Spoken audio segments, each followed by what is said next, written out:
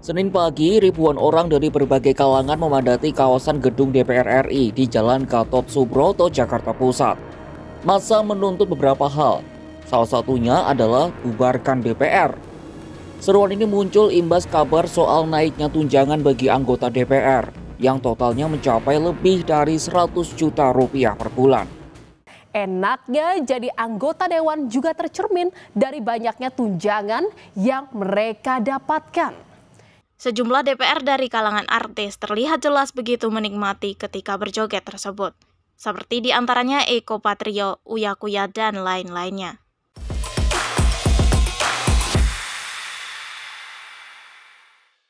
Rakyat marah atas ulah anggota DPR yang tak tahu diri. Kemarahan itu berawal dari naiknya gaji yang diterima oleh DPR. Ketika rakyat protes, mereka malah membuat pembenaran yang konyol. Tindakan itu menunjukkan bahwa mereka tidak sensitif dengan kondisi masyarakat di bawah yang sedang berjuang untuk mencukupi kebutuhan hidup mereka. Aksi unjuk rasa bertajuk "Bubarkan DPR" akhirnya terjadi pada Senin tanggal 25 Agustus 2025. Banyak yang menyayangkan terjadinya aksi anarkisme dalam demo tersebut. Tapi kita semua paham, itu berawal dari membludaknya rasa marah masyarakat. Tujuannya baik, tapi caranya yang salah. Para pendemo itu bukan sekedar kerumunan yang marah. Itu adalah ledakan kemuakan rakyat terhadap lembaga yang seharusnya menjadi perwakilan mereka. Namun, kini mereka justru tampak lebih sibuk hidup mewah dan menunjukkan kesombongan. Para demonstran yang sebagian besar mahasiswa dan pelajar datang dengan tuntutan yang sangat jelas. DPR telah gagal menjalankan mandat konstitusi.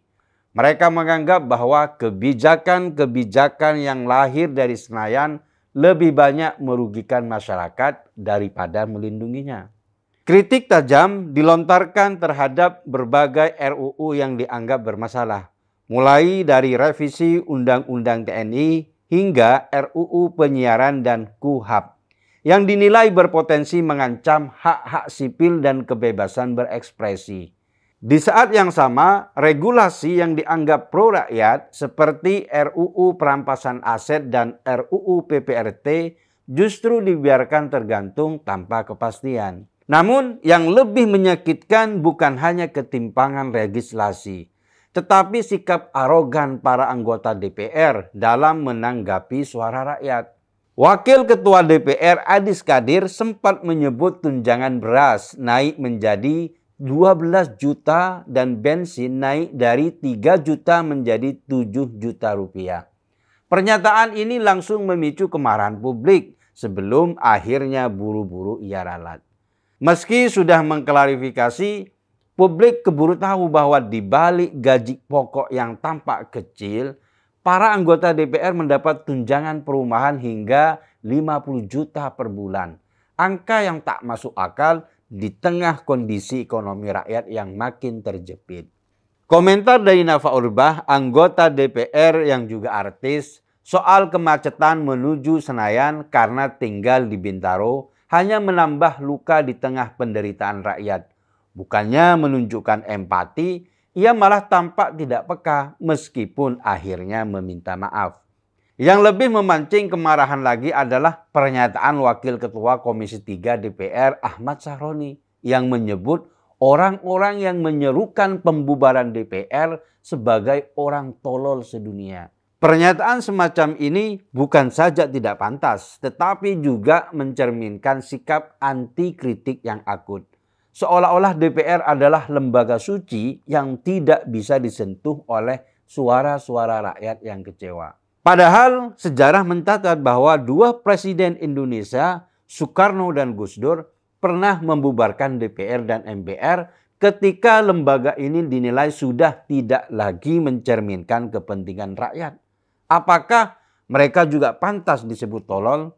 Sikap tidak sensitif juga ditunjukkan oleh anggota DPR lainnya seperti Eko Patrio yang mengunggah parodi video Son Horeg di tengah gelombang kritik terhadap DPR.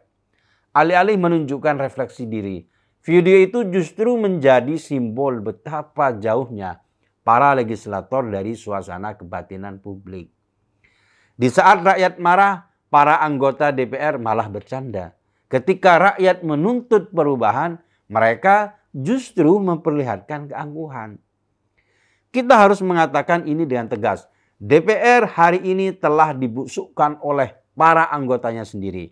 Institusi ini secara sistemik sedang mengalami degradasi moral dan fungsional. Mereka hidup dengan fasilitas mewah, tetapi kinerjanya sangat mengecewakan. Dari 42 RUU yang masuk dalam daftar prioritas 2025, hanya satu yang disahkan dan itu pun hanya revisi Undang-Undang TNI. Sisanya justru berasal dari daftar kumulatif terbuka yang tidak mencerminkan inisiatif legislatif sejati. Ini adalah catatan hitam yang tak bisa ditutupi dengan klarifikasi atau permintaan maaf. Tapi dalam kemarahan sebesar ini, kita juga harus tetap jernih.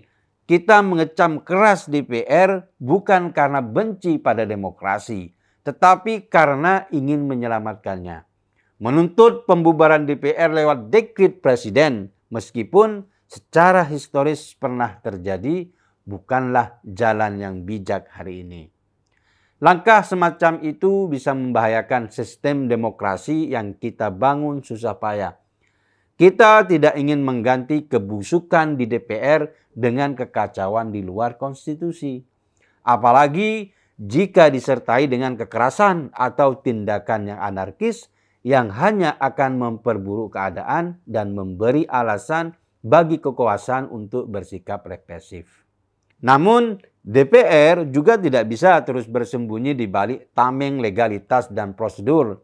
Kalau lembaga ini terus buta dan tuli terhadap kemarahan publik, jangan salahkan rakyat bila ke depan mereka benar-benar mendukung dekret atau upaya pembubaran parlemen. Ini bukan soal rakyat tidak tahu cara menyampaikan aspirasi. Justru karena rakyat tahu cara menyampaikan kritik, maka suara-suara mereka harus dihormati, bukan direndahkan. Sebab jika kritik terus diabaikan dan dilecehkan, yang muncul kemudian bukan lagi protes, melainkan perlawanan. Solusinya bukan pembubaran, tapi reformasi total. MPR harus segera mempertimbangkan amandemen konstitusi untuk merestrukturisasi DPR secara menyeluruh. Mulai dari pengurangan tunjangan, penguatan mekanisme pengawasan internal, hingga kewajiban laporan publik yang lebih transparan. Kinerja harus diukur dan dipertanggungjawabkan, bukan hanya kehadiran dalam rapat, tetapi hasil nyata legislasi yang berpihak kepada rakyat. RUU yang menyentuh hajat hidup rakyat harus jadi prioritas, bukan dikesampingkan. Rakyat pun harus terus menekan. Demonstrasi damai, petisi, edukasi politik, dan pengawasan sosial harus diperkuat. Demokrasi tidak akan bertahan tanpa partisipasi aktif warga negara. Apatisme bukan jawaban, karena diam hanya akan memperkuat dominasi mereka yang sudah mapan dan nyaman di kursi kekuasaan. Justru sekaranglah waktunya untuk membangkitkan kesadaran sipil dengan cara yang sah, kuat, dan berkelanjutan. Kita tidak membenci DPR sebagai lembaga, tapi kita muak dengan perilaku para anggotanya yang mengkhianati makna representasi rakyat. Kita tidak menolak demokrasi, tapi kita menolak pembusukan sistem oleh mereka yang mestinya jadi penjaganya. Kita mengecam keras DPR yang arogan, malas, dan tak tahu diri. Tapi kita juga tidak mau negeri ini jatuh ke dalam otoritarianisme dengan dalih membenahi sistem. Rakyat sudah bicara. Sekarang giliran DPR mendengarkan. Jika tidak, jangan salahkan rakyat bila mereka akhirnya memutuskan untuk mencabut mandat itu. Karena demokrasi bukan milik elit. Demokrasi adalah milik rakyat.